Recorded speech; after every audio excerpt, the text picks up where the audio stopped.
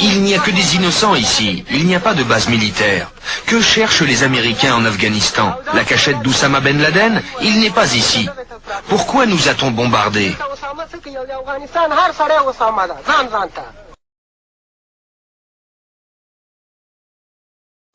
Environ 200 personnes ici sont mortes. L'Amérique nous demande de livrer Ben Laden, mais vous savez, en Afghanistan, nous sommes tous Oussama Ben Laden.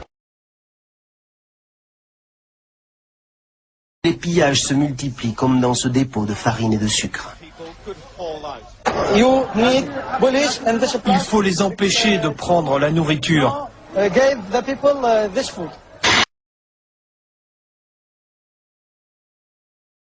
Oui, on a l'autorisation. Les Britanniques nous ont dit qu'on pouvait se servir.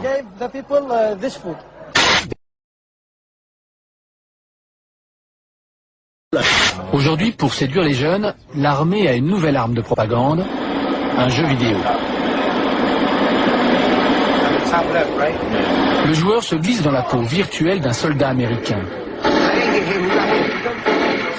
Ce jeu a coûté 7 millions de dollars à l'état-major, mais il est offert gratuitement sur le site internet de l'armée. J'ai envie de jouer quand je regarde le journal de TF1 le soir et que je vois la guerre. Je vois la guerre en Irak. Et sincèrement, j'aime beaucoup les États-Unis, j'ai très envie de les aider quand je les vois comme ça.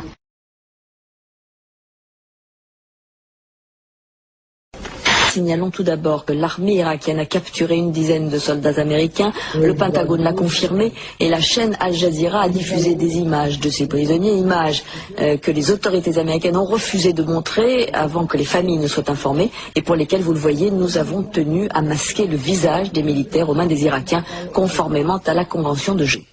Nous vous les présentons en dissimulant leur visage conformément à la Convention de Genève sur les prisonniers de guerre. Ils ont été capturés ou se sont rendus d'eux-mêmes. Leur visage ne trahit aucune fatigue. Ces 250 hommes ont à peine eu le temps de se battre, de défendre la ville d'Umka.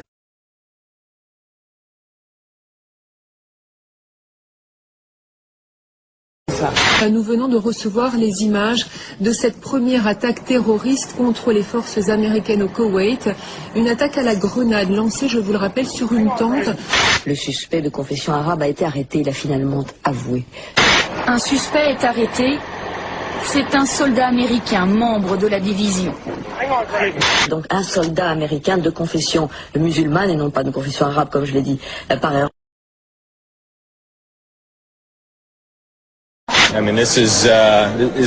C'est presque comme une action de jeu. On fait beaucoup de comparaisons avec le football. Saddam Hussein peut bien espérer disputer un nouveau round de fausses concessions, de fausses transparences. Pas de doute, il va vouloir jouer une prolongation. Mais la partie est finie. Cette fois-ci, le conflit se déroule pratiquement en direct, à la manière, si je puis me permettre, d'un match de football. On en a tué pas mal près du pont, à Bassora. On a eu notre part, on a été bien servis. Merci Bill. Laissons les Français siroter leur vin pendant qu'on fait le boulot de nettoyage. Après ça, il ne faut pas qu'ils se demandent pourquoi on les déteste autant.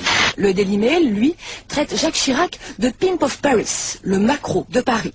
Les Français ont perdu la Deuxième Guerre mondiale en à peu près 20 minutes. Si les Américains ont le droit d'être contre la guerre en Irak, pas les Français. C'est à nous qu'ils doivent cette indépendance avec laquelle ils nous narguent à l'ONU. Les Français sont, 53% avec nous, c'est bon, mais 33% avec l'Irak. Mais c'est incompréhensible, c'est terrible. Si on peut faire ne serait-ce qu'une toute petite chose, une chose spéciale, comme ne pas acheter du vin français ou allemand, parce qu'ils ne nous soutiennent pas, si on peut faire ça, ce serait une manière de dire à nos gars, on est derrière vous à 100%. Si vous n'aimez pas l'Amérique, j'ai la solution. Dites adieu à ce pays et surtout, dites au revoir à ça. Demande à Jacques Chirac s'il veut répondre à de nouvelles questions de la presse française. C'est vous le patron, lui répond-il. Ah bon, c'est moi le patron, alors allons manger. Tout est dit.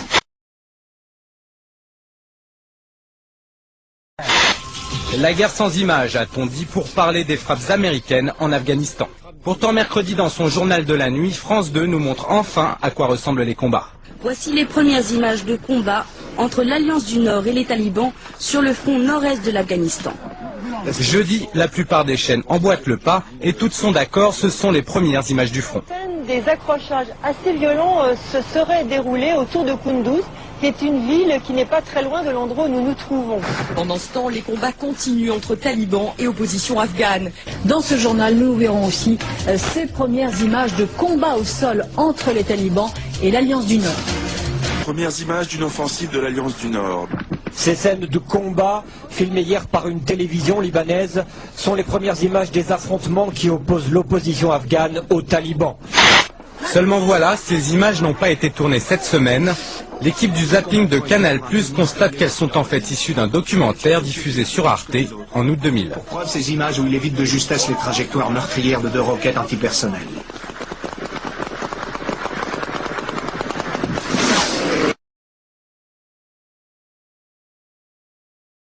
Tony Blair a rendu public il y a quelques jours un rapport apparemment accablant sur les armes de destruction massive détenues par l'Irak. Mercredi dernier, devant le Conseil de sécurité de l'ONU et devant 1 milliard de téléspectateurs, Colin Powell vantait les mérites et le sérieux de ce document.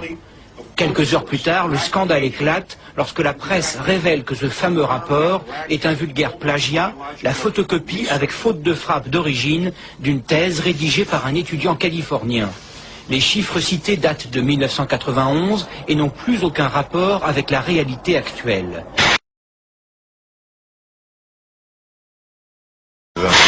Je suis stupéfait à quel point on ne comprend pas notre pays, tous ces gens-là qui nous détestent. Je n'arrive pas à y croire, car je sais à quel point nous sommes bons. La preuve ? Je demande à chaque enfant vivant aux États-Unis de gagner, de donner $1 qui sera utilisé pour nourrir et soigner les enfants d'Afghanistan. Et puis les largages de rations alimentaires continuent parallèlement.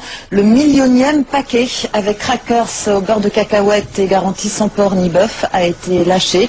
Vous voyez, un cérémonial était organisé pour l'occasion sur une base américaine en Allemagne.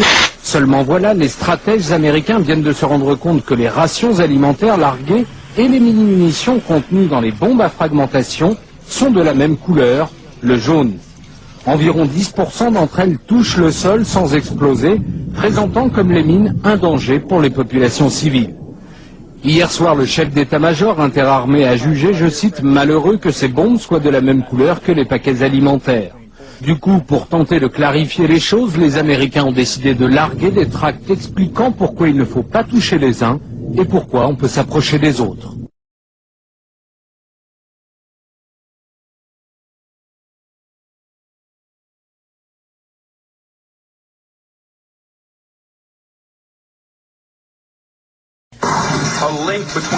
Regardez bien en bas de l'écran.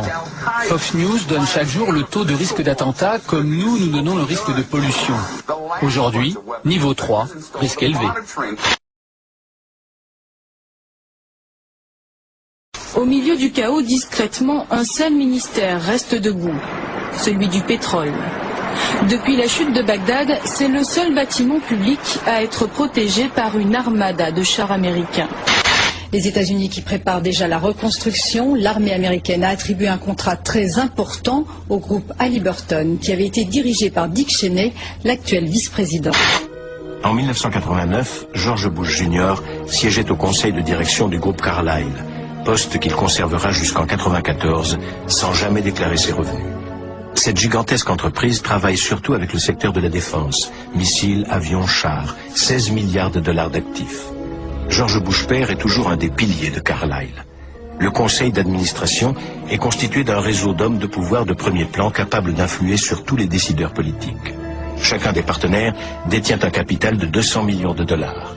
Le groupe Carlyle est dirigé par Frank Carlucci, ancien directeur adjoint de la CIA et ministre de la Défense de Reagan. Au lendemain de son élection, George Bush Jr. signait avec le groupe Carlyle un contrat d'armement de 12 milliards de dollars portant sur un nouveau système d'artillerie contre l'avis de tous les experts du Pentagone qui le jugeaient totalement inadapté. L'attention, l'humanité avec lesquelles sont préparées les cibles militaires sont très importantes. Un hélicoptère Apache a ajusté son tir, la roquette est partie. Sa femme, ses fils, ses frères, sa mère, 15 corps aujourd'hui, sans vie, qui l'emmène lui-même à la morgue. Saddam Hussein était là depuis 30 ans. Je suis là depuis 3 jours. 3 jours. Mais je vous le demande, combien de gens ont été tués dans cette guerre? Trop? Oui, trop. Et maintenant, on n'a plus rien. Il ne nous reste rien. Vous êtes libre? Et alors, si on est libre, mais que c'est tout ce qu'il nous reste, qu'est-ce qu'on peut en faire de cette liberté? C'est tout ce qu'on a. Mais c'est déjà beaucoup.